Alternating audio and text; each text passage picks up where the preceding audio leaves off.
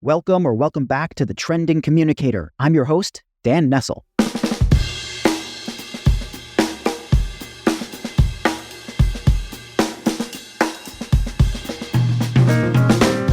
I don't know about you, but I'm enjoying the chaos of the moment. Now, hang on, easy does it. I'm not talking about foreign and domestic affairs or politics. I mean, we live in an age where we simply don't know what's coming.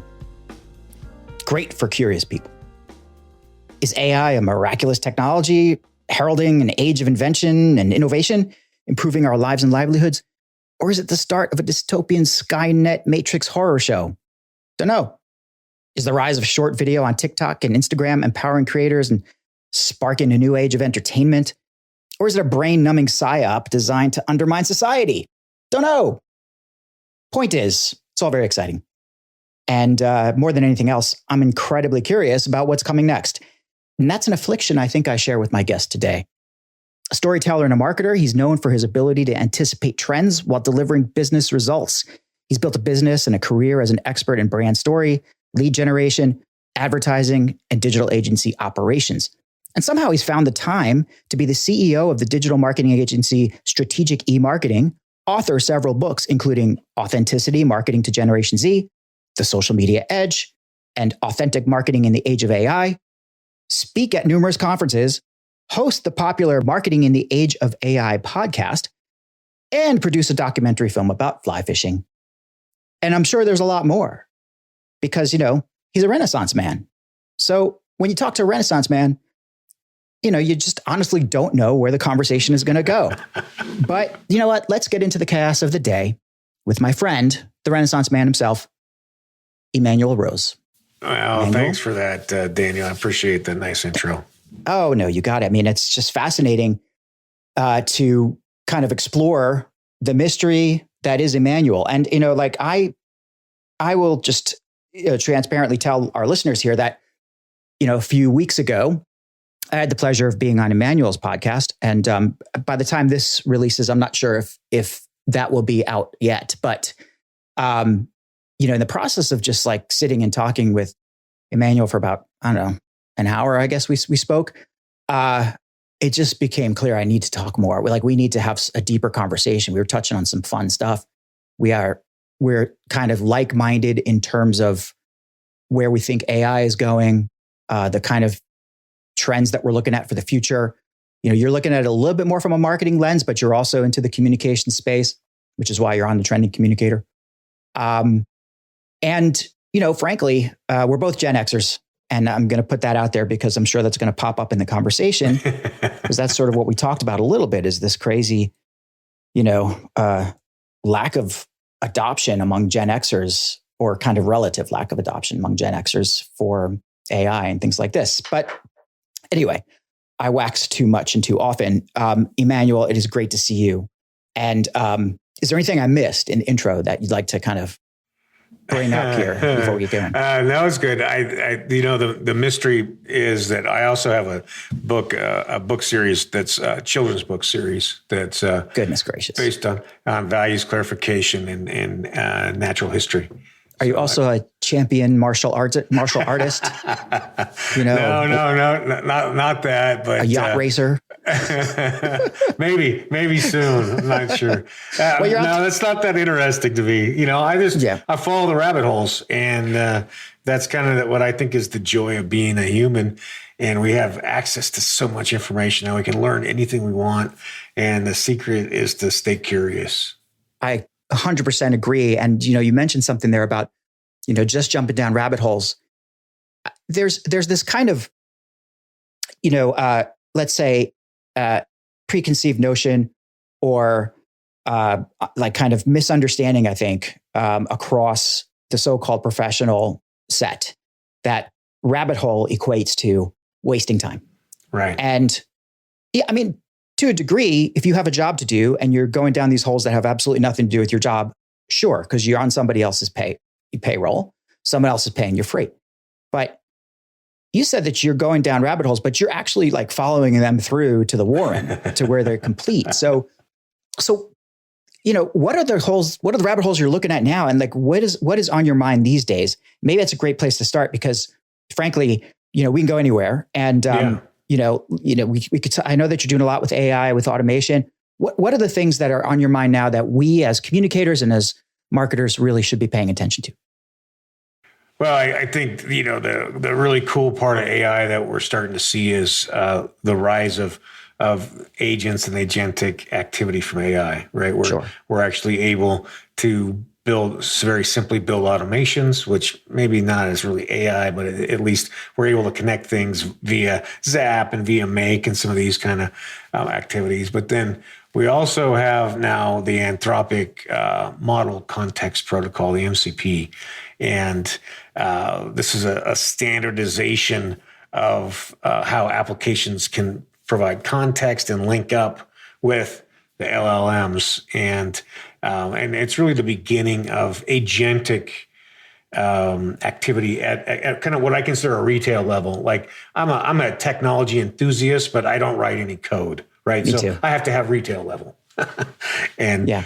Anthropic has got it. Now we're one step away from retail level agentified activity, which will allow, for instance, this podcast to go from scheduling to edited shorts and distribution without Dan having to touch anything. From your lips, really, man. I mean, I've been following this as well. And I literally just read about MCP yesterday, I think is when I learned about it. And then what was it at the same time, either sometime yesterday or today, at the time of this recording, Anthropic added search web access to Claude, which again confirms my belief that Claude is the best LLM out there for people in our profession, for especially for creatives. And boy, does it have incredible deep thinking capabilities with version 3.7. And it may be a couple of months before this comes out, so who knows where they're going to be then. But you talk about retail agentic, and that's an interesting phrase because I haven't heard it quite put that way, and that you're not a coder. Look, me neither.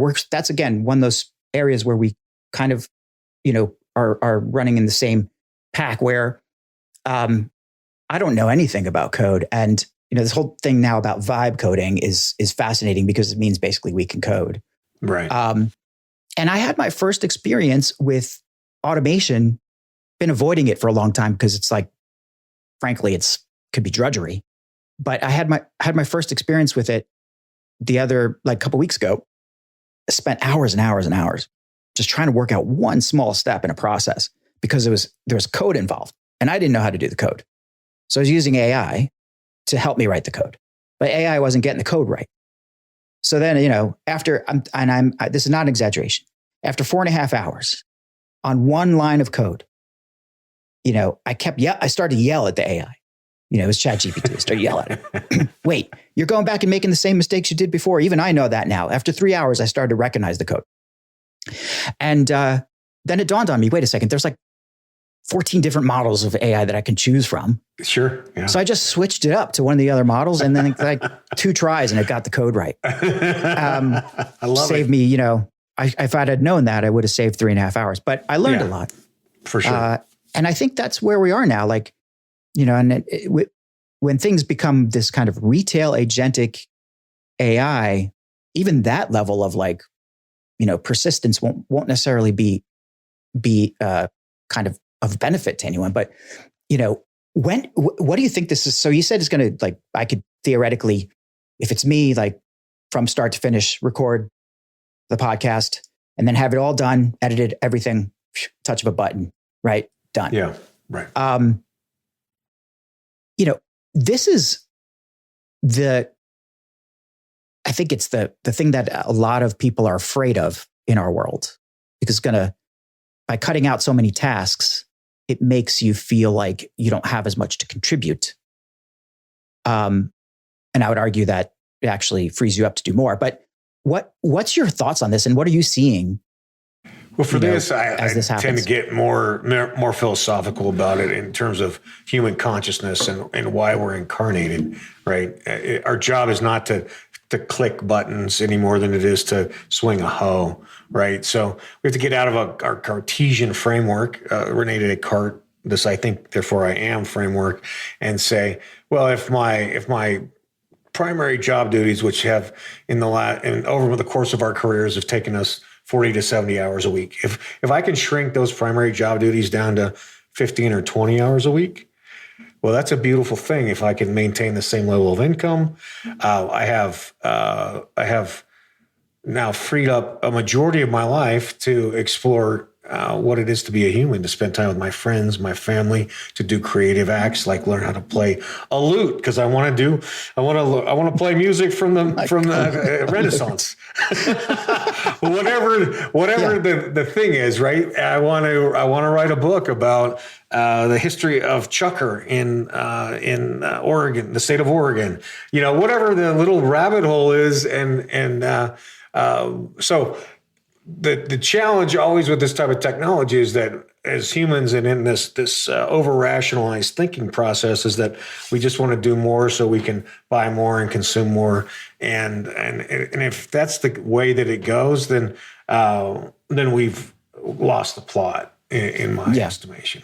Yeah, I can't disagree with you, although it's so tempting because as I guess a entrepreneur now, it's so hard to call myself that, because I run my own consultancy. I keep thinking that, all right, I can get a lot of this stuff done faster. On the one hand, I wouldn't say cynic. On the one hand, the person who might think, that means you're going to be charging your clients less because there's less billable hours. So aren't you doing yourself a disservice? Whereas I would say, what is wrong with you? Because, right. When you can deliver things faster to your clients, then guess what happens? You get more client work. I mean, maybe you'll finish that project faster and it might be a short-term sacrifice. But I know that my clients are happy when I can say, I know I was budgeted 45 hours for this particular task, but 4.5 hours have passed and it's done. And they go, what? So of course they're not going to pay me the rest of the 40 hours, but it doesn't matter because now there's goodwill. But the thing is, what I was going to get to is like this whole idea of freeing up that time to be more human. To me, I free up the time and that makes me want to push more I need to learn more technology, or I need to learn this, or I need to kind of focus in and build the business. And I suppose that's the priorities. And I don't know where it's going to end. When does that stop? Yeah, that's the values clarification part. And so we know from Heideggerian philosophy, which is counter to Cartesian, is that there's 13 permanent domains of human concern, right? Boy. There's our body, there's the ways that we have fun and enjoy hobbies, and our family and our work and our education and our career. And there's accessibility to our culture and the world and our spirituality, right? And so if we embrace that there's lots more to do besides work and then go on vacation to the Bahamas for a week and then come back and work really hard for another 4 months. And then, right. There's this process of creation that we can engage in and fulfilling more of our destiny than just being work units and consumer units. I should have known to bone up on my philosophy before I got on with you today. And I'm sure more is going to come out. But it's interesting that, this kind of, like we said, we're Gen Xers. And I suppose this is the way that a lot of us think. Many of us of our particular bracket are either, at the pinnacle of their careers. If they're working in corporate, for example, the executives now, a lot of them are Xers, or they've left business, and a remarkable number, probably more than has ever been seen before, are just saying, nope, I want to drive the bus. I'm going out on my own because the opportunity is there.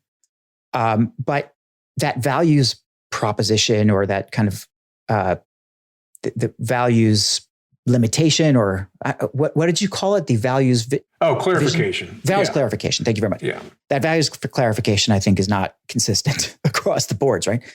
But generationally, I think I can kind of feel what Gen Xers are doing. But I know you've done a lot of work with the Gen Zers, and in your business, you're across, by virtue of having so many clients in the small, medium business space, especially, you're talking to businesses who need to reach customers, stakeholders, et cetera, across all generations. So from this value standpoint, and we can kind of riff on this a little bit, but from this value standpoint, but also their attitude towards AI, their attitude towards just technology adoption work in general, what are you seeing from your view of the generational differences? And is that part of the chaos that we're seeing now? Well, for sure, there's massive differences in the generations, and the chaos. The chaos is just from the rapid progression, right? I mean, even you and I can't keep up with the progression, and I started the agent series of talks on my podcast in the beginning of March, and with the premise that agentification is a few years away, and then in the middle of the series we have an MCP pop, right? So that speed just says, okay, we can't keep up with the bleeding edge. Any of us. Yeah. There's a few companies that are doing it. That's awesome. They're going to push the envelope, but we've got to figure out how do we ground these changes into our businesses in rational ways. It's not, we don't have to keep up with the bleeding edge, but we do need to integrate because there's so much leverage in it. And I think that's part of why that Xers are not at a high adoption rate, because they're kind of at the top edge of the business culture, right? They're not the doers necessarily. They're the strategic planners, thinkers, relationship builders, where, the millennials are like, oh, here's another tool in my toolbox. That's cool. That's easy. The Zs they just absorb this stuff. And then, we're all the way down to the alphas now. They're, they're like 8, 9, 10 in that range. And so it's like, they're going to absorb it in the same kind of way. Although there is a split in the alpha parenting style where there's a lot of parents are saying no screens. Yeah. And they're actually kind of putting a hard stop on it. So, which will create its own little chasm in 15 years. Oh, I'd love to see that. I'm sure Jonathan Haidt is doing a study as we speak. As a parent of two Zers, or like one might be on the cusp, but 18 and 20, my girls, right? They're perfect examples, I think, of the screen culture and, the lack of information parents had 10 years ago, when, cell phones or mobiles, whatever, were seriously proliferating across teenagers, and, especially just pre-pandemic and then during the pandemic,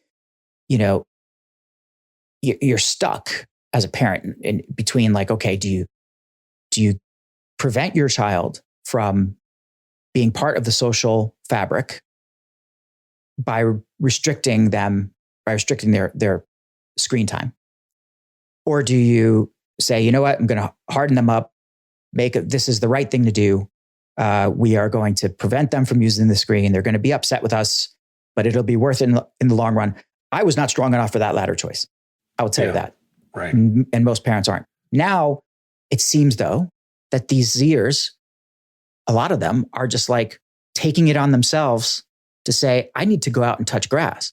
Sure. My older daughter, 20, is exactly that. I noticed, she's in college in Japan, and I noticed when I went to visit her, she wasn't like looking at her phone all the time. And I remarked to her, I said, wow, you're not even, you're not heavily invested in like finding out who's she's like, why would I do that? Like, I know who my friends are. I like to go out in the park and lay down on the grass. I've deleted half of the apps that sucked away my life, and I was super proud as a dad that she had become so self-aware, but I was also thinking, I wonder if this is like a trend, if this is happening. And it turns out that a lot of her friends are like this. And so there's hope after all. But it does bring up this whole thing where each of these groups has a very different approach to adopting technology and a senses of urgency, I guess. Yeah. And, the real thing is that we know that there are such dramatic changes to the brain from both social media and from screen time, and that it creates that dopamine addiction. And so, it's a no. It's just like, you don't let your kids drink Jack Daniels with dinner. So, you've drawn that line. Right. So, that's kind of the space I take is I'm like, you've got to find a way to monitor and manage as an adult of a teenager, because they're not good at decision-making all the time. Like I wasn't. You still probably ran into a few things in your teenage years. And then we need to create as parents these open opportunities to disconnect. Every day they need to disconnect. Every one day a week they need to disconnect, and 1 week a month, or a few days a month they need to disconnect to get that digital detox is what everybody calls it. But it's to let the body level out and be grounded back in the body. Now you tell me. I mean, no, it's like it's true. I mean, we knew that we were in a tough spot. And there's other external factors, of course, that you have to consider with each child. But, I think as they grow older, the Gen Z is similar to Gen X. This is what I've figured, or what without any research, that I think that Gen Z is remarkably similar to Gen X in that they are essentially self-motivated and cynical, a little untrusting, but also just starting to get more and more comfortable just being by themselves and just saying, I really don't care about that. And shuffling off things that are wasting their time. And as they grow, I'm hoping that they will do the same with some of this frivolous and psyop mind-numbing crap that's on their phones, right? Yeah. I don't know about Gen Alpha though, but yeah. No, the Z's. What I like about the Z's is that they're very committed to education. So as a group, that is a critical process. And they like to make money. Also, they want to be like you're saying, independent and kind of doing their own thing. That's on the positive side. There's a lot of challenges they have, and not the least of it is these things that we're talking about around dopamine addiction and a certain lack of ability to engage human to human, right? Yeah. It's especially like it's funny to watch them in customer service interactions. Like it's like a whole generation of autistic kids. Like nobody can make eye contact with you. Yeah, they don't know how to speak on the phone, right? Which is really interesting. My daughter gets paralyzed when I'm like, just call the doctor's office. Right? What? Yeah. What? Can I just text them? Yeah, exactly. Look, everybody has their own communication methodology, and there's nothing. I don't think there's any real kind of, value judgment we should make about that. Like people have been communicating in different ways throughout as different medium become available through the course of history. And who's to say that, texting isn't effective for these folks? I mean, it's obviously, in neuroscience, and when we talk about our need to interpret facial signs and just generally speaking, the animal parts of us that need to have that, texting doesn't really work completely, but it is a very effective mode, I think, for a lot of what they need to do. It's just getting them into the business world where they actually got to think about what they write and actually sit in a meeting with someone and express themselves is, I'm sure it's a challenge. Well, that impulse control in general is a challenge from just from the the way that the brain chemistry's changed. So yeah, it's an interesting challenge. And, it's our job as the elders now in the culture to grab them and tell them what some of the things are non-negotiable and some of the things we have to adapt to. Also. So, and just to circle back a little bit and like I said, I didn't know where this was going to go and I still don't, but you said something earlier about, the fact that we can't keep up with the pace of change, the pace of technology. That's why there's chaos, or that's why we feel the chaos. And, looking more specifically at AI and, the generational adoptions. My daughters, by the way, are not AI users. I mean, they could care less. But I know they'll just take to it when the time comes. The point that you made earlier, though, that I wanted to kind of peel apart a little bit is this idea that we can't keep up with the bleeding edge. And that's why a lot of Xers either kind of have tuned out or really are just like, okay, I'm at where I need to be in my life. And, why bother? Which is kind of, I understand. I think that there's also this element of what Martin Waxman, a former guest of mine, said, called FOBO, fear of becoming obsolete, that encourages or kind of, is an urgency there for people to adopt and to try these things. But it also has a negative effect or a kind of oppositional effect where maybe there's an entire generation of Gen X has oppositional disorder where they see these things happening. And rather than get FOBO, they start to feel fear of, like, maybe it's just FOGI or something, fear of joining in, but like, since this stuff is moving so fast, like, I'm not going to catch up anyway, so I might as well not do it. And I think that's a paralytic effect on a lot of businesses. And are you seeing that among your clients? And how are you dealing with it if you are? I am astounded at the lack of adoption in my clients in small businesses that I talk to. I mean, it's inconceivable to me, right? Like I've built this whole pathway for the last 4 years around this one topic. And so anyway, what I'm doing now is I call it hand holding, but I'll say, I'm breaking it down into these lunch and learn kind of workshops for my client base so that we can get in there, identify the terms, the ontology, the deployment processes, and start to build the conversation in terms of this is the landscape, and here are the steps in which you need to have a policy, number one, around AI. You need to find things that you're either not good at, you don't have staff for, or your people hate doing. And that's the first thing we need to automate. And then we're going to build a map of what that process looks like to say, 1, 2, 3 clicks, and then it's going to be done for the rest of the business's life. And then we can start to look at agents and agentification after we have this really fundamental groundwork built out. But yeah, it's almost inconceivable to me how difficult it is to have a conversation about it with my clients who are Gen X and Boomer age people. Yeah. Yeah, I mean, some people may say, yeah, boomers, of course, but no, boomers, believe me, they want to get a grasp of this, especially since now that their 401ks are kind of having trouble, they like, okay, I need to figure some of this stuff out. And that goes for Xers as well, I suppose. But, like what I'm seeing and same thing, I'm astounded at the lack of adoption.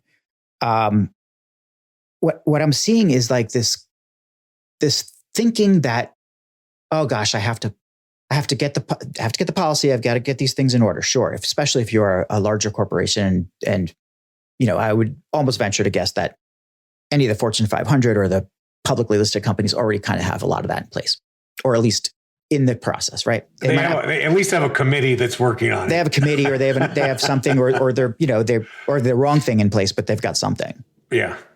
But it's totally regulated industry is a different story. But the idea that like these like companies or people who run companies or leading marketing teams and comms teams, they're not sure like what tools they need to use. gosh, I have ChatGPT and that's it. And I can't figure this out. Or we're a co-pilot house. And because we're a co-pilot, this is all we can do. I mean, and I'm sorry, Right. co-pilot people, you're right. There's not a lot you can do. However, there's, they get really confused by this cloud of tools and stuff. And my approach, especially more recently, has been to forget the tools, right? Just forget them. What do you need to do? Right. Yeah. Start there, right? As you were saying, identifying those, tasks that nobody wants to do. That's a good starting place. But even the tasks that you want to do and you want to do better. Sure. The bread and butter of your business. Yeah. Well, let's map those out and see then figure out which tools work. Right. Yeah.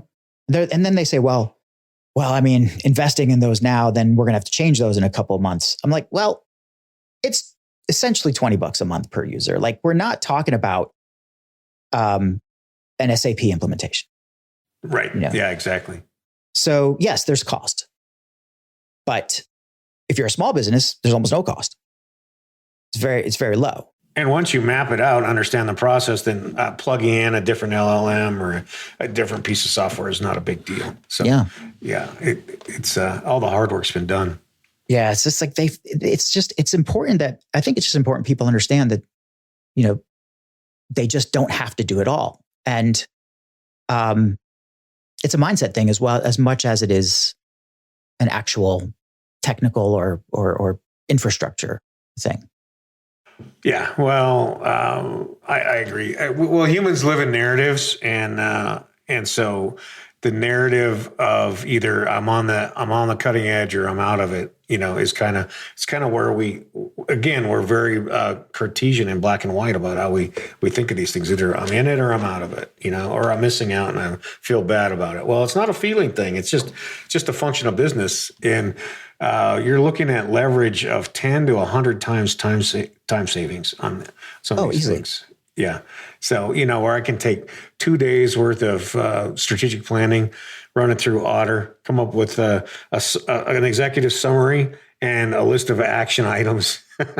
And that takes all of 4 minutes. And then I review it, make sure I see everything I remember, and then I send it out. I mean, that's amazing. And you say that, and I'm like, yeah, of course. But some people listening might be like, what, Otter, who, what? Well, gosh, I got to take this stuff and I got to run it through here and I got to run this and I got to, you don't know how easy this is. I mean, I have been joking with people half-assedly over the many years that I'm a lazy person, right? Yeah. I want things to be done easily. Why would I be pursuing these difficult things with AI if I'm fundamentally want things to be done easier? It's because I want them done easier. And that ends up with me doing a lot of stuff. So, like, for all intents and purposes, I'm not really a lazy person, but you know what I mean? Like, I want things to be done faster and easier. Well, and I don't want to click around anymore. That's my thing. I want to stop clicking things. And so we're very close. I'd say in the next 3 months, we will have a complete voice-activated operating system and be able to do probably 90% of our work by voice. And are you doing a lot with conversational AI right now?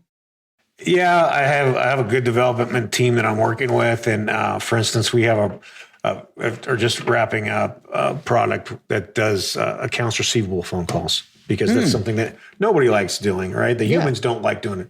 The AI is happy to do it every time, and is very polite, makes the phone calls, texts a Stripe link, and then can take payments. So that's very powerful. And then also a voice assistant that is like, I need to go to Cleveland to do a keynote speech. I need to fly on this day and that day. Find me the flights, and then it populates the answers for you.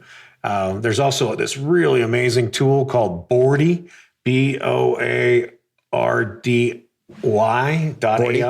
We'll find out the right one for the notes. Yeah. I'll make sure we get it the right one. But basically, Boardy is a voice active AI, and I'm not involved in the company, but they're really smart. So I call and I say, "Hey, Boardy, I'm looking for an event planner in Maui that has something going on in June. because I want to do a speech in Maui so I can go on vacation. And Bordy will say, hey, let me check it out and see what I can find on LinkedIn. And I'll connect you if I find something. And so then I get an email and it's got the name of the person and my name. And they say, hey, you guys should talk and do some networking and let me know how it goes. People can't see me right now, but I'm like, I'm a little astounded, and it takes a lot to astound me these days. So I have a weekly phone call with Bordy, and whatever is on the top of my mind that I need access to, he's got an Australian accent, which is really cute. And I always like, hey, Bordy, I'd like to take you out for a beer. What do you think? It's like, well, I'm a voice AI, but I appreciate it, Yeah. So anyway, that level of voice interaction is happening now. And in the next year, we'll be doing very little typing. That's my guess. Do you think that all the focus that some of us have on prompting, for example, is going to continue to be useful? And should we keep focusing in on getting those prompts better? I think so. I don't see yet until we build out our custom GPTs, so that they're, so that, we have all our research and tone and context built into each of these segments of our life. Until we have those completely built correctly and thoroughly, we're going to need to write good prompts. We may be getting better cues. That may be something that I could envision, which is I start a new project and then the AI asks me a survey, basically, in order to get the context and roles and all those things it needs. But right now, we still need to understand that how to construct prompts. And I've got great resources for that on my website. If people want to just have an idea how to do that, I'll send them there for sure from the show. And I've been having conversations about this with people recently, and the thinking was, well, there's going to be a button, and there's a button in different apps. Yes, there's a button, but the button can't do a good job. The button can't nearly do as good a job as you can. Unless it's the Neuralink button, it's not going to do a good job. That's true. But I've been focusing a lot on this, and discovering a lot of people have done their work for us already. There are great custom GPTs available that will, create prompts for you, and create great prompts for you. And there's countless numbers of these. It's just, and it's like, just once you start to scratch the surface and I think you sort of start to get the hang of interacting, there's almost no excuse to be like, to avoid it anymore. There's so much that you can do. And, where I think though, and just to kind of bring us back to something you said earlier, and also like a theme I hear in your feeling about the future, is like the human part of our interaction with AI and what we need to be doing.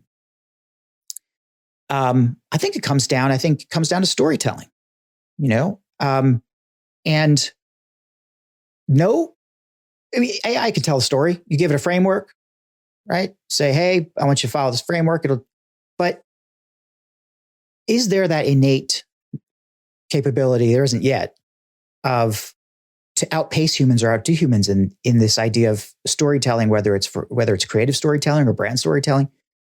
This is where I know you've made your bones, and where I claim to be somewhat of an expert. And I surely hope that AI helps me with it. But I'm very, I'm very kind of cynical or I don't know. I'm doubtful that AI will ever be able to connect the kind of pieces together that a free-thinking human can in a story. What are you thinking? Well, I think that's interesting. As I think whether it can or cannot, I don't think that's the question. I think if there's inherent value for human consciousness for it to do that.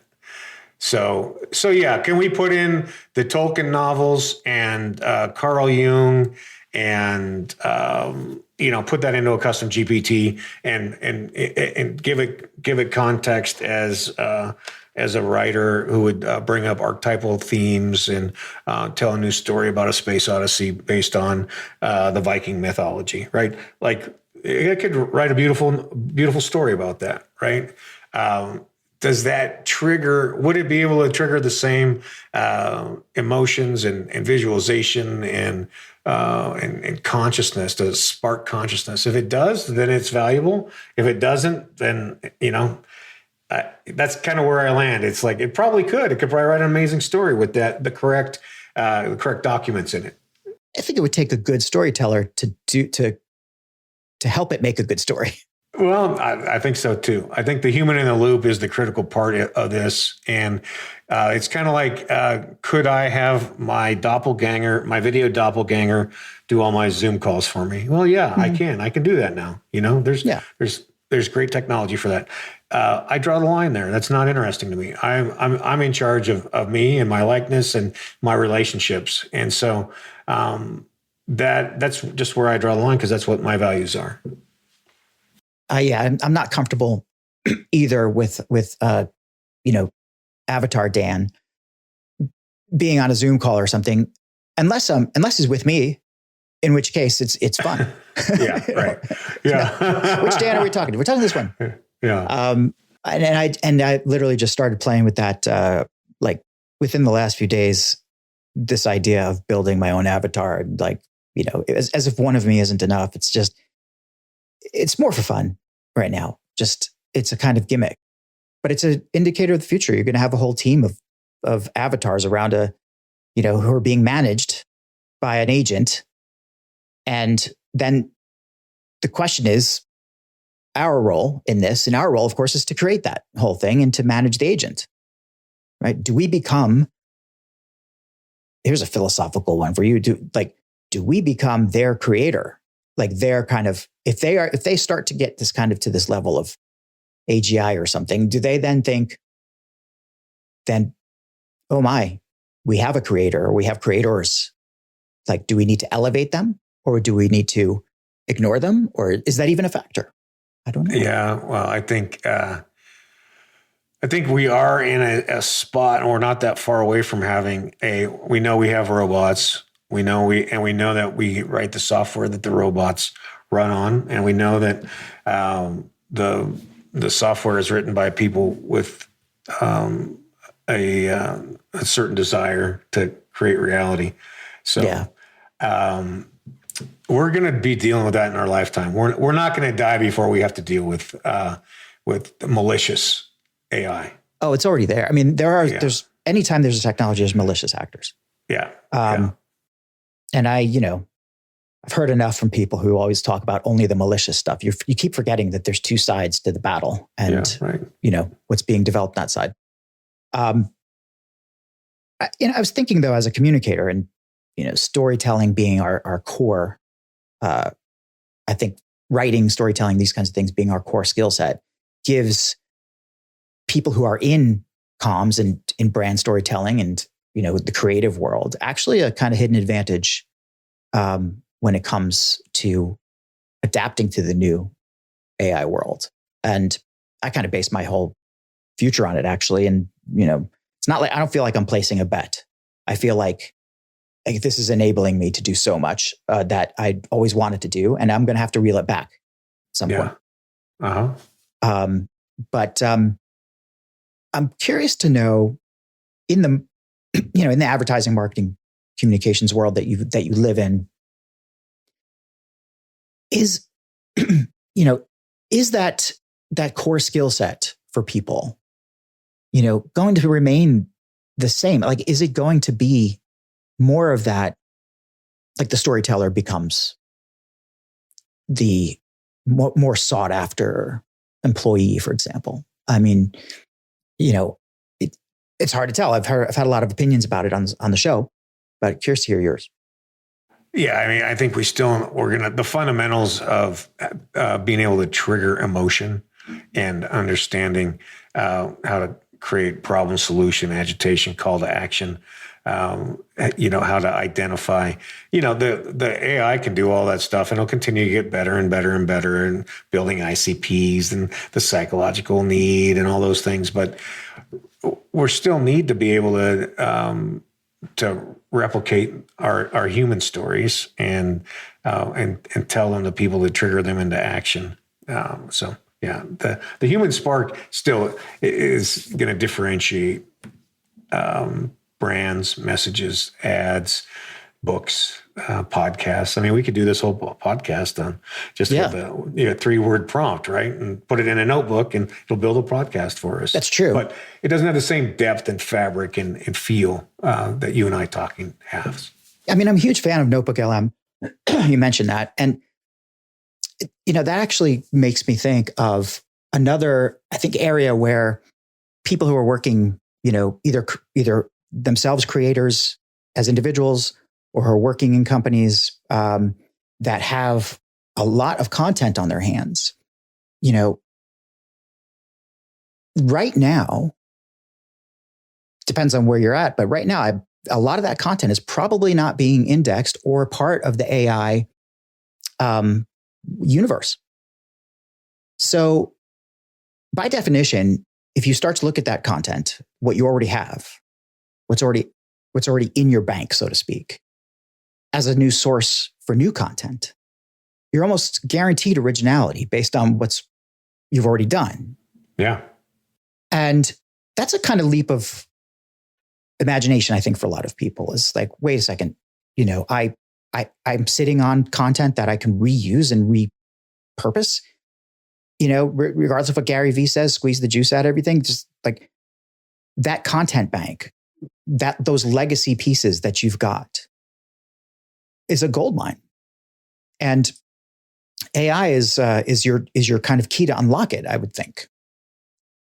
And are you seeing any of that movement in your work these days, or I think that's going to be a key area for exploration.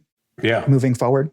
For sure. And that part of building that custom GPT is critical, right? So, forward-thinking brands are doing that. I mean, I've done it with all my books are in a custom GPT, and then we're building social posts from that custom GPT. The podcasts, I'll go into a custom GPT. I can pull out of that all the time. So it makes it way easier to create content. It takes way less review because it's already approved content, right? And so it's I can turn my team loose on it and know with a 99% level of authority that it's going to be my voice, my brand, my authentic stories. Yeah, and I think our clients and customers really need to. Well, we need to transmit that message across, right? That there's a lot there. There's a there, and the custom GPT really is the policy about how to use external resources, and then building the custom GPT both for marketing and for administration of the business, right? Yeah. All your HR policies, your insurance things, all those things should all be there because it's instantaneous. And it's totally, it's totally trainable. In some sense, you can say that a notebook and Notebook LM, it's not really a custom GPT, but it's a self-contained database that you can use as a starting point, or even as just a continual research place. And going to a custom GPT, if you're talking about ChatGPT, as long as your privacy controls are set properly, you should be okay. I love Claude projects myself, like Claude's projects, which is their kind of version. Although I don't know, I don't think the privacy levels are the same for Anthropic. Well, let's just say there really is no privacy unless it's air gapped and you're bringing the LLM onto an air gapped machine. So I think we got to throw that privacy out and just say anything you are going to interact with online is going to be fair game. I don't care what they say. Yeah, for the most part. I think you're right. Yeah. But on that wonderful view of the future where everything's fair game, look, we've really traipsed around a lot of ground. And I know that, your time is really valuable today because I know, like, for our listeners, we squeezed this one in a little bit. And I really wanted to talk to Emanuel. But before you go, Emanuel, I always ask my guests, what is keeping you up at night now, if anything? And it could be a good thing or bad thing. Like, what are the things that are on your mind in those wee hours or coming out of the shower or whatever it is that you think our listeners would want to hear about? Well, I really am thinking about what I can automate in every no matter how big of a string of activities. I want to automate all the stuff that is not creative so that I can spend more time playing my guitar and more time meditating and more time taking long walks and maintain the level of professional standards that I have. And every day we have more and more tools to do that. So I'm staying on top of that to automate, because the goal is for the machine to do what the machine does and for me to not click around. I love that. Just don't click around. And I'm going to add musician to the list of Renaissance man attributes. Forgot to mention that. The lute wasn't a joke. I mean, I would like to learn how to play the lute. So. Yeah, well, there's a guitar in your background, I notice. For listeners, and that's kind of what's keeping me up now as well, or at least it's keeping me very active, is figuring out this automation stuff. Do you have any particular tools that you really like to lean into for automation, especially that's accessible to our listeners? We love to use, we like Zap, and we like make.com, and then N8N is a good one, and it's kind of the next level, and then Crew AI. Those are all good tools. And then, we have some good external resources that are AI developers, and they'll come in and say, for 3 hours, they'll do whatever the things are we can't do ourselves and then build them out for us. So it's a critical investment. Have you had any experience with Mind Studio by chance? Have you checked that out? I don't know that one. No. Yeah. Some people are trying to turn me on to that, and it's kind of fascinating. It's just like the next level up after Zapier. And I've been playing with Zapier. That's where I had that coding issue I talked about before. Yeah. But once you figure it out, there's some clicks and you're like, holy crap, wait, I need to do this more. I agree with you. And then, if we can automate, if we can click less, if we can touch grass more, then I think we can all agree that we're in a good place.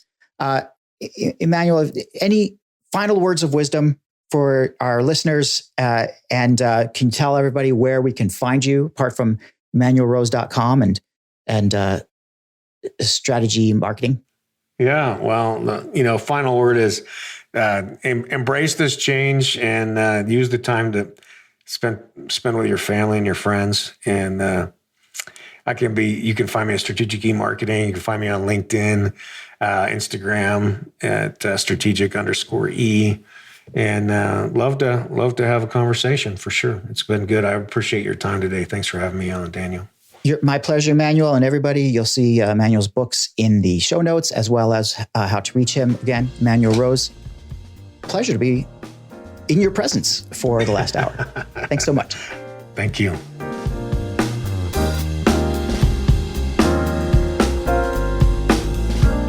Thanks for taking the time to listen in on today's conversation. If you enjoyed it, please be sure to subscribe through the podcast player of your choice, share with your friends and colleagues, and leave me a review. 5 stars would be preferred, but it's up to you. Do you have ideas for future guests or you want to be on the show? Let me know at dan@trendingcommunicator.com. Thanks again for listening to The Trending Communicator.